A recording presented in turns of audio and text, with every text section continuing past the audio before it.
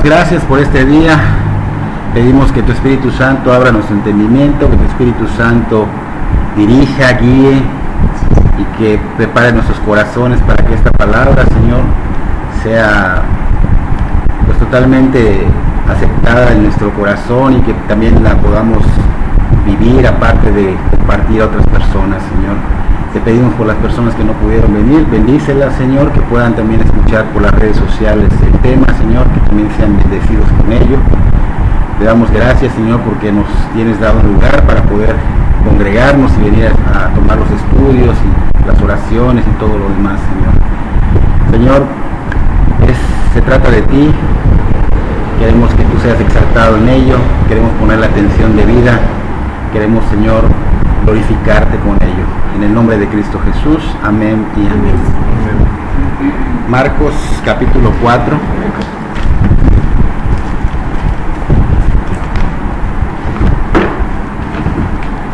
Agárrenla de ustedes.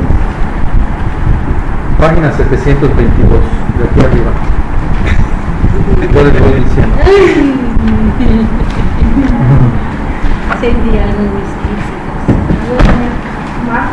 Capítulo 4. 722 y luego le buscas el número 4. Es... Ajá, 725.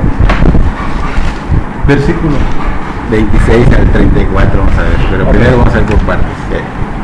A ver, espérame tantito, vamos a empezar. Ya. Entonces vamos a ver ahorita, son dos temas que vamos a ver. Uno se llama la parábola del crecimiento de la semilla, por si quieren apuntar. La parábola del crecimiento de la semilla y la parábola de la semilla de mostaza. Esas dos parábolas vamos a ver. Y vamos a hacer un poquito de recordatorio. 26 al 34. En la clase anterior recordamos un poquitito lo que vimos la semana pasada. Se resalta la gran responsabilidad que recae sobre todo aquel que escucha la palabra, sobre todo aquel que entiende la palabra. Mencionamos que ese tipo de personas, aquel que ya se arrepintió, aquel que ya creyó, aquel que ya se ha convertido a Cristo, ¿no? Y esa persona pues obviamente ya es un cristiano, tiene la responsabilidad de ¿qué? De exponer y de publicar la verdad a través de su vida. Eso es lo que vimos la semana pasada, tanto que nos dio un ejemplo ilustrativo allá el Señor de qué somos ahora y cómo debemos de vivir, ¿no? Él nos dice ya que hemos recibido esa luz, y al recibir esa luz, pues, que es el Evangelio de Cristo, pues somos lámparas. Ahora bien, una lámpara, ¿cómo debe de usarse? ¿Se debe esconder bajo un cajón o debajo de alguna cama? Definitivamente que no, o sea, de ninguna manera. El Señor dice que somos una lámpara que se debe poner en un lugar alto, que debemos ser personas que seamos luz para personas que no conocen de Cristo, que seamos luz para un lugar que está totalmente lleno de tinieblas, totalmente oscuro, ¿no? Entonces, nos advierte también él acá de que no debemos tomarle poca importancia a la palabra de Dios, sino que debemos darle su lugar a la palabra, que es algo muy importante, algo que es vida, ¿no? Entonces esto nos lleva a ponerle atención de vida, a escucharla y aplicarla a nuestras vidas, ¿no? ¿Por qué? Porque nos decía el Señor esto la semana pasada, porque de alguna manera haciendo esto vamos a ser bendecidos. O sea, si nosotros ponemos la atención de vida, vamos a ser bendecidos. El que quiere más se le va a dar. Al que obviamente no le pone interés, dice que hasta se le va a quitar. Entonces lo importante es que nosotros prestemos la atención y que busquemos más la palabra para que nos dé más, para que nos dé más entendimiento, para que nos dé esas bendiciones de su palabra, ¿no? Seremos totalmente edificados por el Espíritu Santo. Entonces vamos a comenzar con nuestro tema de hoy, donde dice Mateo 4:26, decía además, así es el reino de Dios, en el 26, 4:26. Mateo 4:26. Sí. Decía además, así es el reino de Dios, como cuando un hombre echa semilla en la tierra y duerme y se levanta de noche y de día, y la semilla brota y crece sin que él sepa cómo, porque de suyo lleva fruto la tierra, primero hierba, luego espiga, después grano lleno de la espiga, y cuando el fruto está maduro, enseguida se mete la hoz, porque la siega ha llegado. Marcos capítulo 4, versículo 26 al 30 y tantos, vamos a ver, pero vamos a verlo en partes. Entonces, ¿qué quiere decir acá? Vemos que el Señor está volviendo a comparar el reino de Dios ahorita con un granjero, ya no con aquella, bueno, sí, era un granjero que estaba esparciendo semilla, pero ahorita la está comparando con un granjero que cuando planta la semilla y esta semilla crece de noche, cuando el granjero se levanta la mañana siguiente y observa que la semilla ha brotado, él sabe que ha trabajado con Dios, él sabe que ha sido compañero de Dios. Es lo que está queriendo decir acá. El hombre tiene su responsabilidad, el hombre se le ha encomendado llevar el evangelio. Entonces esta semilla es el evangelio, ¿ok? Él sabe que ha trabajado con Dios cuando de pronto ve que está dando fruto. En este caso el hombre cumple con lo que él está haciendo, y también en este caso Dios cumple con su parte. ¿Por qué Dios cumple con su parte? Porque Dios ha delegado al hombre regar esa semilla, pero el que le da el crecimiento no es el hombre, sino es Dios. Estamos hablando del Espíritu Santo, que es Dios. Cada persona en Dios tiene su área. El Espíritu Santo es el que le da el crecimiento, el Espíritu Santo es el que hace que convence de pecado, de juicio, de justicia, ¿no? Entonces el hombre vemos que tiene su responsabilidad, que es plantar esa semilla, plantar el evangelio. Dios tiene su parte, su área específica, que es hacer brotar la semilla, ¿ok? Ahora, esto no es porque Dios no tenga el poder de hacerlo todo. Dios es omnipotente, Él creó el universo, Él puede hacerlo, pero Él quiere que seamos como que unidos en trabajar con Él.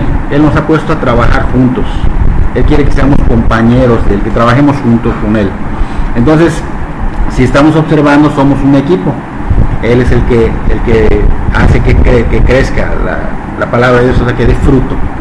Nosotros no sabemos cómo funciona esto, nosotros solo entregamos la palabra, o sea, la semilla, y lo demás ni siquiera, como cuando plantas una semilla que no sabes cómo es que brota, porque no lo estás viendo, está oculto, ¿no? Entonces vemos que la palabra de Dios trabaja de manera invisible, ¿ok? Dentro de cada persona que la recibe, cada persona que la escucha, porque Dios ha prometido que esa palabra va a cumplir su propósito. Vamos a Isaías capítulo 55.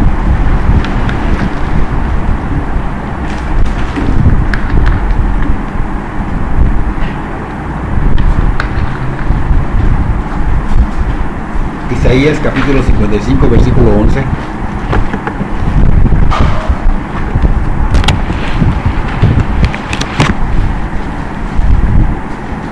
Capítulo 55, versículo 11.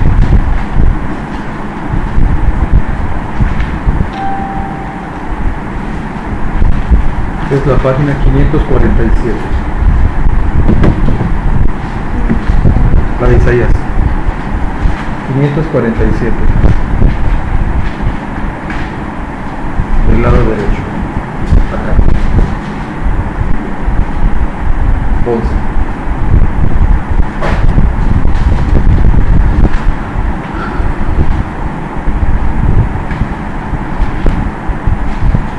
Entonces dice Isaías 55, 11: así será mi palabra que sale de mi boca. No volverá a mí vacía, sino que hará lo que yo quiero y será prosperada en aquello para que la envíe. Estamos corroborando acá lo que es el evangelio, lo que es la palabra de Dios, viene de Dios, sale de la boca de Dios, tiene un propósito y Él es el que le ha dado ese propósito. O sea, él sabe que su palabra va a dar fruto. Así que cuando escuchamos la palabra, esta palabra que es poderosa, que viene de Dios, va a obrar en cada persona que escucha la palabra. Es por eso que debemos buscar una iglesia, por ejemplo, las personas que dicen, yo tengo fe, bueno, personas que no conocen a Dios, yo tengo fe. Si tú tienes una fe natural, como tienes fe en que si agarras tu llave de tu auto vas a arrancar, tu auto va a arrancar, y que si agarras tu celular y hablas a China, te van a contestar, y que si vas al cajero y sacas dinero, pues vas a sacar el dinero. Pero no hay esa fe divina que solo viene por el escuchar la palabra de Dios, ¿no? Entonces es importante que nos congreguemos, los que obviamente también conocemos, pero también los que no conocen, para que pueda venir esa fe, para que pues obviamente cumpla su cometido la palabra de Dios, ¿no? Entonces Romanos 10:17 dice ya, así que la fe es por el oír y el oír la palabra de Dios, para corroborar lo que estoy diciendo, ¿no? Así que estas personas que están, a veces vienen, ha pasado, no es nada contra nadie, ¿no? Pero hay personas que se duermen, pero no es que sea al propósito. Pero esas personas que están presentes, que estén durmiendo, la palabra es tan poderosa que el Espíritu está escuchando y que en algún momento va a germinar. Por ejemplo, también los que evangelizan, o cualquiera de nosotros que pueda evangelizar. Por ejemplo, podemos toparnos una persona que sea una persona que esté en estado de ebriedad, o una persona que esté drogado. Si Dios abrió la puerta y le presentaste el Evangelio, aunque esté drogado, aunque esté ebrio, la palabra va a cumplir su cometido. Entonces es algo que tenemos que tomar en cuenta. Hebreos 4:12 dice, porque la palabra de Dios es viva y eficaz. Hebreos 4:12.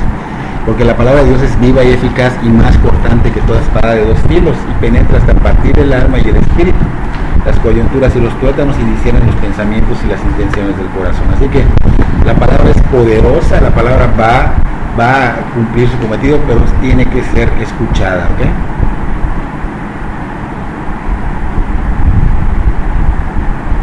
Ahora estamos viendo que la palabra obra de una manera invisible, no podemos verlo nosotros.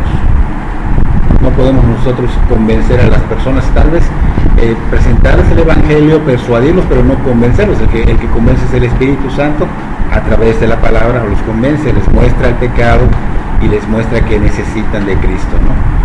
El secreto está en, obviamente, la semilla, que es el Evangelio. No podemos explicarlo, es palabra de Dios, es un misterio, pero da fruto, ¿ok? No se encuentra el secreto en el corazón. Podemos pensar que la tierra, hablamos hace 2 semanas que habían 4 tipos de tierra, 4 tipos de corazón. La semilla que cae a un lado del camino, la semilla que cae en el lado pedregoso, la que cae en los espinos, y la tierra esta que estaba fértil, ¿no? Estamos hablando de los 4 suelos, los 4 tipos de corazones que hay. No se encuentra el secreto en el tipo de corazón, porque aunque muchos de nosotros ya hemos sido conversos, nunca tuvimos ese corazón listo, con tierra fértil. Eso es por la gracia de Dios, ¿okay?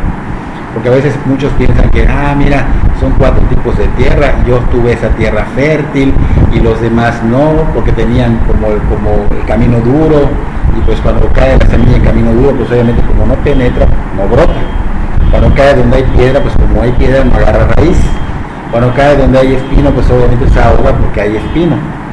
Entonces, los otros que sí se convirtieron porque cayó en tierra fértil y dieron al 30, 60 y 100%, ellos pueden pensar que, mira, yo tenía un corazón preparado. No, nadie tiene un corazón preparado. No hay ni uno sobre la tierra que tenga un corazón preparado. Por la gracia de Dios es que Él prepara tu corazón y tú vienes a ser tierra fértil, ¿okay?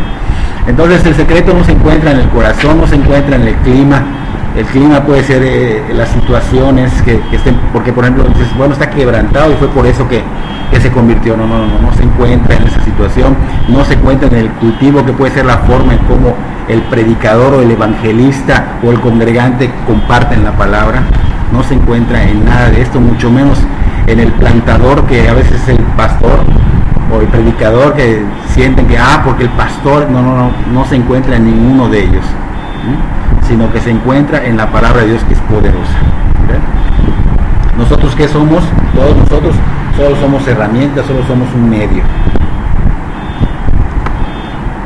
La palabra de Dios, que viene siendo acá la semilla, obviamente espontáneamente y poderosamente va a brotar, porque el Señor es misericordioso. Allá dice en la cita bíblica que leemos que ni siquiera el sembrador sabe cómo es que la semilla crece, ¿no? Es un misterio para él, no sabe realmente qué pasa, ¿no? Pero lo que sí vemos en el granjero, que él tiene esa fe de que ese crecimiento se va a dar. Tiene la fe de que cuando da la palabra, tú sabes que algo va a pasar, ¿no? Va a obrar, ¿no? Y así es con el reino de Dios. Dijimos hace rato que trabajamos en compañerismo con Dios, pero el que verdaderamente trabaja es Dios. Nosotros solo somos portavoces, ¿okay? Nosotros debemos de confiar en, aunque no comprendamos cómo funcionan, debemos de confiar en que el Señor tiene misericordia y va a hacer que brote en alguna persona. El Señor ha dicho que esta parábola que estamos estudiando, anteriormente había dicho que la clave es la del sembrador, entonces se va a aunar a eso. Entonces podemos tener la certeza de que la semilla, como Él nos dijo, la semilla es la palabra de Dios, ¿no? Entonces esta parábola muestra la manera en que la palabra de Dios obra con un poder, pero escondido, y también es misterioso, de la misma manera que cuando tú siembras, dijimos hace rato, una semilla que no sabes cómo es que abajo de la tierra está haciendo su trabajo, cómo es que abajo de la tierra está brotando o haciendo lo que tenga que hacer para que salga. Cuando es así, de pronto ya salió una ramita y con su hojita y dices, wow, así es la palabra de Dios. La palabra de Dios es vida, y esa palabra de Dios obra en nuestras vidas, se vuelve parte de nuestras vidas. Tenemos que entender también que la Biblia no solamente es un manual de vida, de instrucción, o una lista de reglas que tengamos que seguir, ¿no?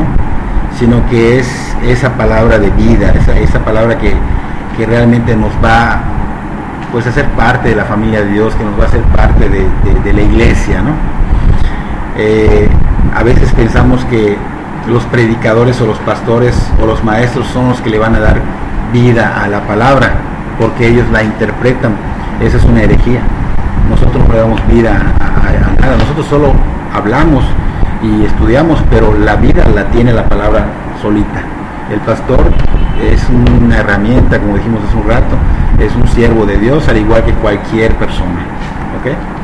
La idea de que a veces hay personas que dicen, no, ese pastor, wow, por su prédica, con poder, eso ya estás cayendo en energía. Entonces, cuando la semilla empieza a tener ese poder, pues dice que allá en el texto dice que la siega ha llegado. Cuando pasamos por algún campo donde no se ve ningún brote, no sabemos si realmente han sembrado, ¿no? O sea, no tenemos idea si ya sembraron o no han sembrado, como que pasamos por desapercibido, ¿no?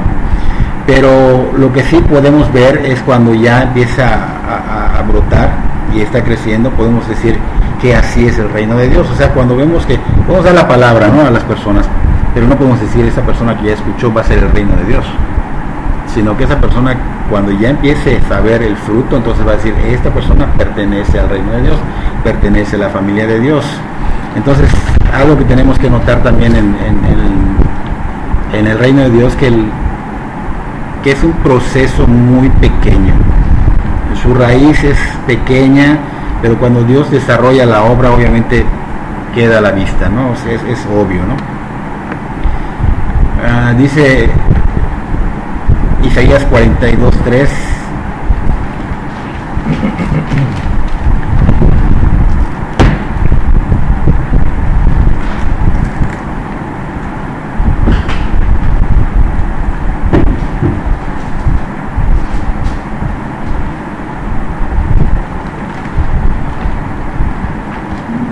Dice, no quebrará la caña cascada, ni apagará el pábilo que humeare. Isaías 42:3. Sí.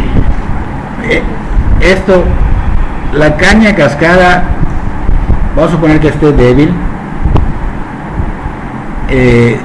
Algo que tenemos que entender, que el Señor siempre va a cuidar, aunque esté débil, Él siempre va a cuidar para que ya se fortalezca, ¿no?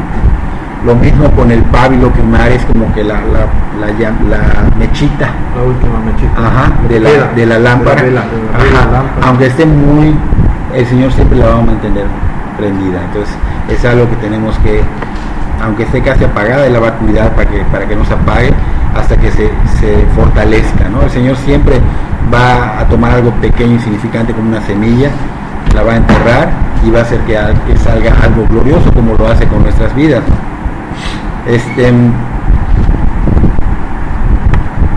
La parábola que sigue, a ver si puedes leerlo, Marcos, está allá mismo en el capítulo 4, pero vamos a leer del 30 al 34.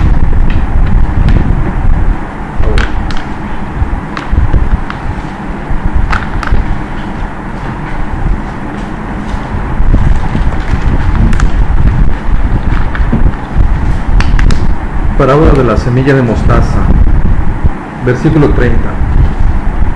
Decía también: ¿a qué haremos semejante el reino de Dios? ¿O con qué parábola lo compararemos? Es como el grano de mostaza, que cuando se siembra en tierra es la más pequeña de todas las semillas que hay en la tierra, pero después de sembrado crece y se hace la mayor de todas las hortalizas y echa grandes ramas, de tal manera que las aves del cielo pueden morar bajo su sombra. Hasta el 34. El uso que Jesús hace de las parábolas.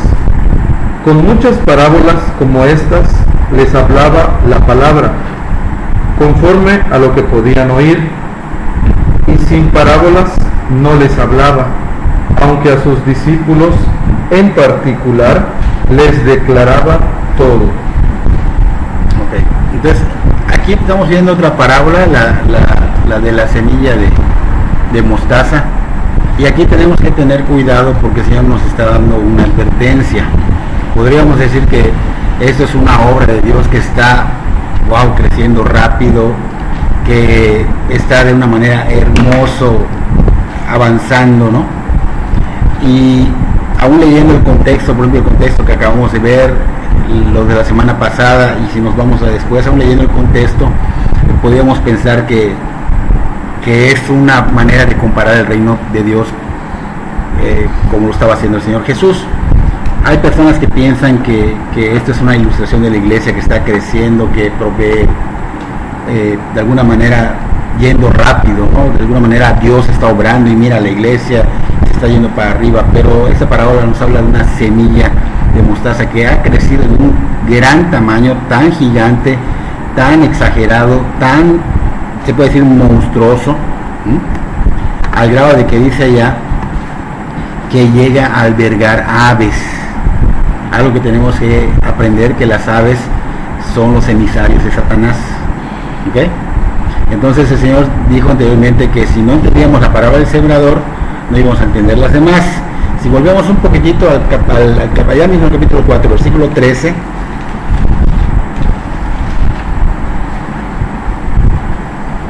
dice allá: y les dijo, ¿no sabéis esta parábola? ¿Cómo pues entenderéis las otras palabras? Allá mismo en el versículo 4 nos dice lo siguiente: al sembrar aconteció que una parte cayó junto al camino y vinieron las aves del cielo y la comieron. ¿Ok? De ahí podemos pasar al versículo 15, donde dice: y estos son los de junto al camino, en quienes se siembra la palabra, pero después que la oyen, enseguida viene Satanás y quita la palabra que sembró en sus corazones. Si podemos observar, para empezar, el Señor Jesús les decía: tienen que entender esta parábola para que puedan entender las demás. Luego vemos allá que cayó una parte de la semilla en el camino, y esto va ligado al versículo 15, que nos muestra qué pasa cuando cae en el camino. Primero dice que son aves, y en el versículo 15 el Señor explica qué son esas aves, qué representan esas aves. Entonces está diciendo que son emisarios de Satanás, porque dice ya, enseguida viene Satanás y quita la palabra que sembró en los corazones. Entonces está hablando acá de una iglesia que no es del Señor, ¿okay? No se le puede llamar iglesia, de hecho, es algo que está creciendo mal. Esas aves son prácticamente ministros de Satanás.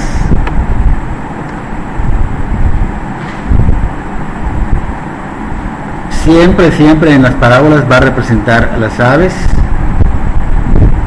a los emisarios de Satanás. Siempre van a querer arrebatar la semilla. Entonces el Señor considera que este crecimiento no es de Dios, ¿ok? que puede haber una iglesia con crecimiento, con estatus, con un nivel, no lo sé, pero no es su obra, ¿no? Y esto lo podemos ver que tanto en esos tiempos como hoy día, pues había mucha corrupción en el cristianismo. Ha habido siempre ese tipo de corrupción, que son personas que aparentan piedad, pero que no realmente son ministros del mal, ¿no? Vamos a 2 Corintios para verlos. 2 Corintios capítulo 11, versículo 13. 2 Corintios 11.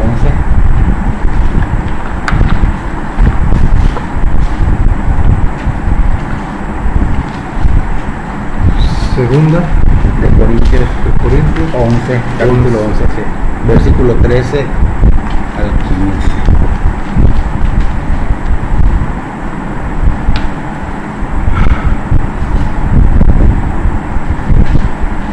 Dice, porque estos son falsos apóstoles, obreros fraudulentos, 8:54. que se disfrazan como apóstoles de Cristo.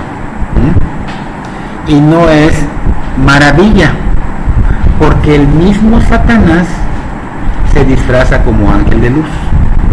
Así que no es extraño si también sus ministros se disfrazan como ministros de justicia, cuyo fin será conforme a sus obras. Entonces aquí Pablo estaba exponiendo a estos falsos ministros, estaba exhortando a las personas que estaban escuchando el falso evangelio, que los estaban atrayendo a algo que no era del Señor.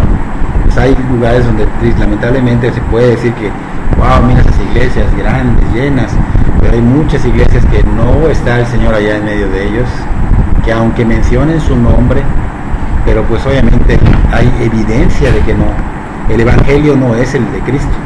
El evangelio que mencionan a Cristo, van tergiversando el evangelio y obviamente no es el Señor. Entonces, en lugares donde la gente lamentablemente busca estar cómodo, busca un lugar donde pueda sentirse a gusto, como un club social, donde haya un estatus, donde haya elitismo, donde puedan apartarse los grupitos y puedan decir tú sí, tú no, porque este no entra a mi grupo, pero este sí.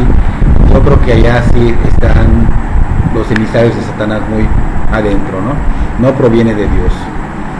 Entonces estamos viendo que estaba la multitud y estaban los discípulos, el Señor estaba hablando y Él había dicho anteriormente que las parábolas pues obviamente no las iban a entender los demás, los que tenían un corazón duro, ¿no? Entonces conforme iba hablando el Señor, iba presentando esas parábolas, pues los que sí entendían del todo eran los discípulos. Ellos como que se iban adaptando a lo que el Señor Jesús decía, porque ellos le habían preguntado, ¿por qué estás hablando en parábolas? Antes no hablabas en parábolas y tampoco lo entendemos. Pero el Señor les dijo que obviamente como los demás estaban indispuestos, tenían un corazón indispuesto, pues Él empezó a hablar, a presentar el Evangelio en parábolas. O sea, el Evangelio en parábolas, cuando Jesús lo presenta, tiene dos funciones. Una, esclarecer lo que Él quiere decir, y la otra, oscurecer lo que Él quiere decir.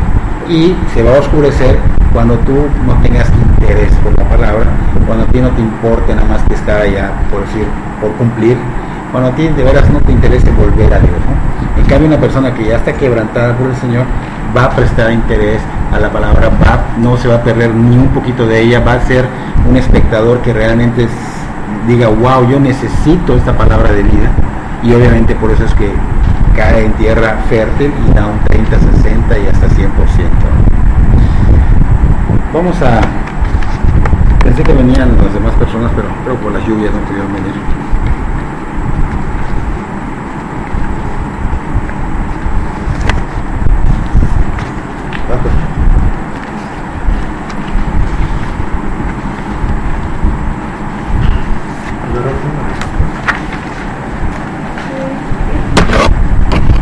Dale una, aunque ¿Lees, verdad? ahí está.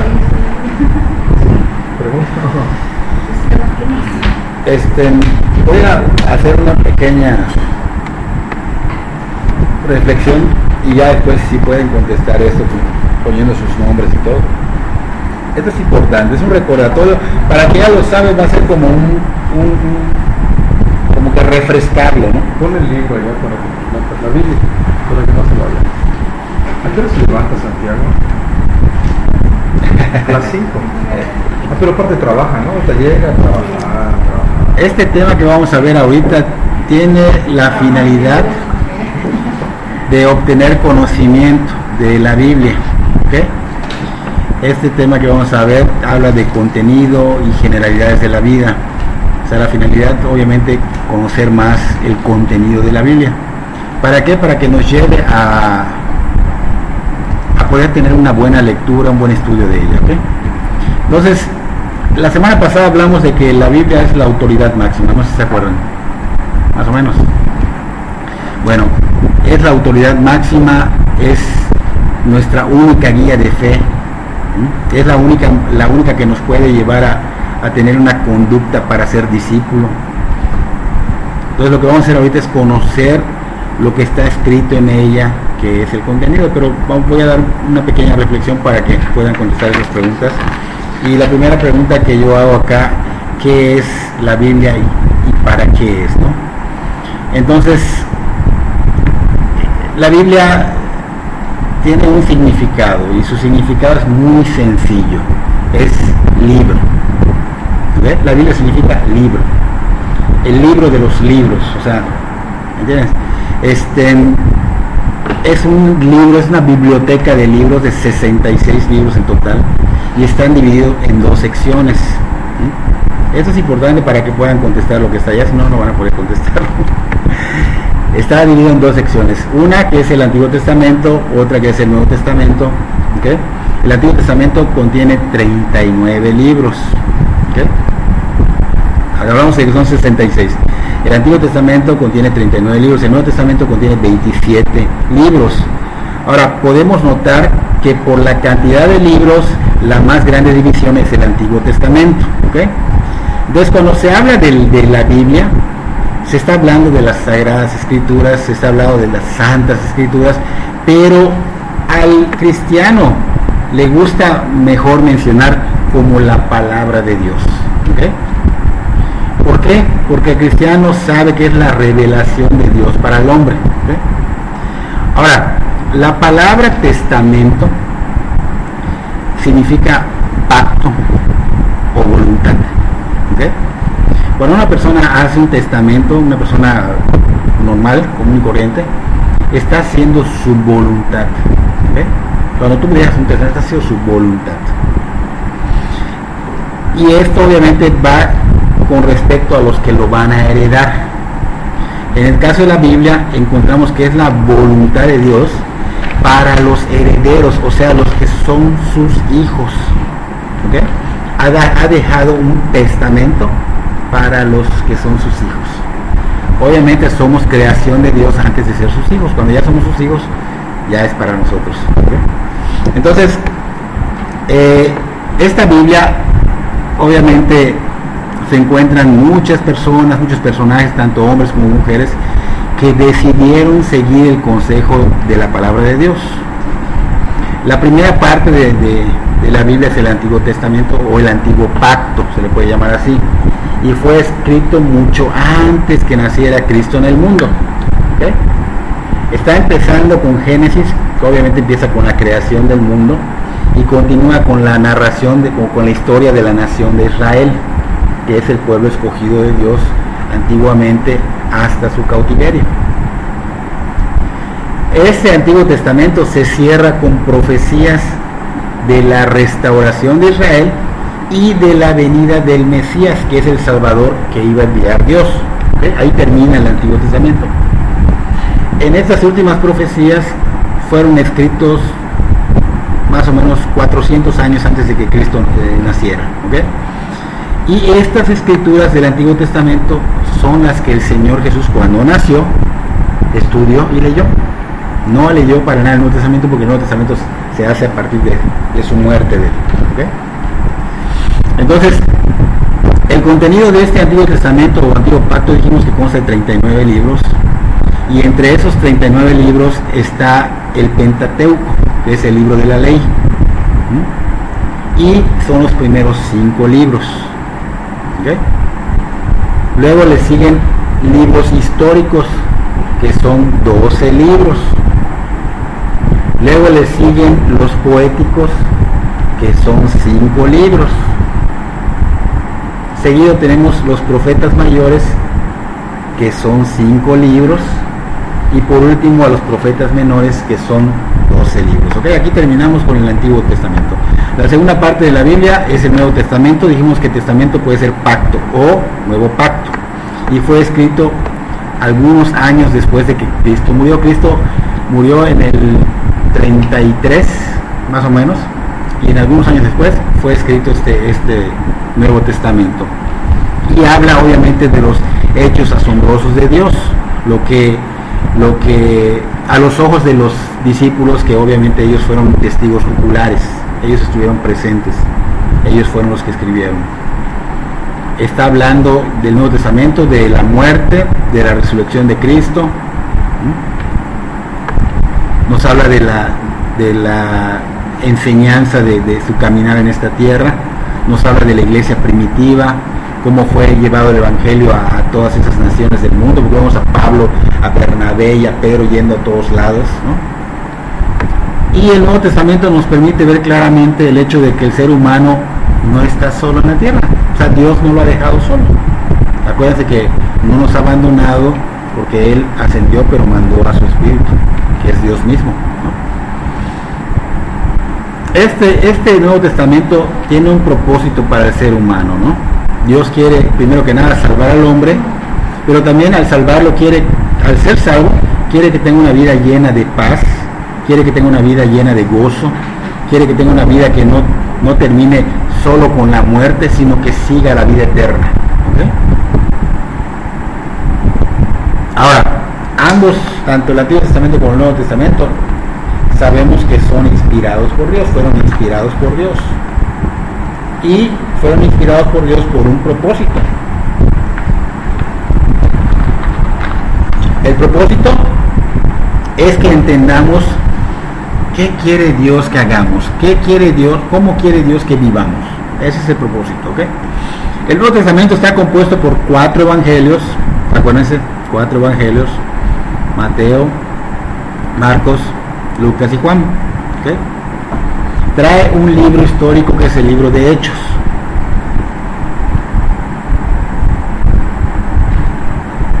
Los demás, hay 13 que son epístolas, pero se le llaman paulinas. Y luego hay 8 que son epístolas universales. Y por último trae un libro profético que es la literatura apocalíptica, que es Apocalipsis, las revelaciones. ¿Okay? Ahora bien, si abrimos la Biblia, a ver si pueden abrir su Biblia en la primera página, perdón.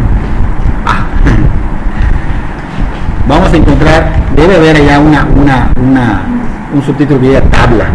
¿Lo dice? Antes era. Dice tabla. Ándale.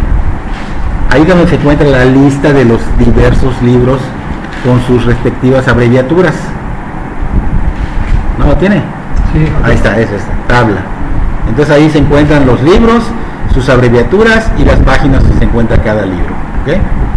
En la tabla vamos a ver 2 títulos: libros del Antiguo Testamento, libros del Nuevo Testamento, y debajo de cada uno de ellos vamos a encontrar los libros que corresponden a cada división.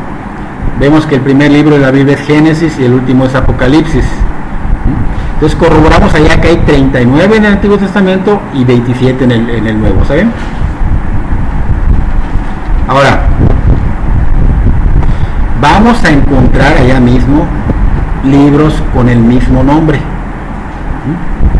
solo que se distinguen porque llevan un número antes del nombre. Por ejemplo, hay uno que dice un 1, luego dice Samuel en el Antiguo Testamento, no sé si lo ubican. Luego hay número 2 y luego dice Samuel, ¿ok? Esos se van a tomar como primera de Samuel, segunda de Samuel, para que no se confundan. En el Nuevo Testamento pasa lo mismo. Por ejemplo, tenemos 3 cartas de Juan y el Evangelio de Juan. Cuando veamos que no hay un número antes del nombre de Juan, va a ser el Evangelio de Juan. Cuando veamos que hay un número antes, obviamente si es 1 va a ser primera de Juan, si es 2 va a ser segunda de Juan, si es 3 va a ser tercera de Juan. Sin el número adelante se va a distinguir cuál es cuál, ¿no? El Evangelio y de las cartas, ¿ok? Ahora, tienen un cuestionario sobre el contenido y generalidades de la Biblia, que sería bueno que ahorita, ya con lo que les dije, puedan contestarlo. Pongan su nombre y contesten. ¿Ah? ¿Ya? Qué bueno, que es rápida. Es una bendición.